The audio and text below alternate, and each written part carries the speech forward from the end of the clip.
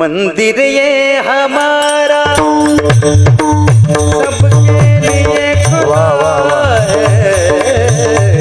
मंदिर ये हमारा सबके लिए खुला है।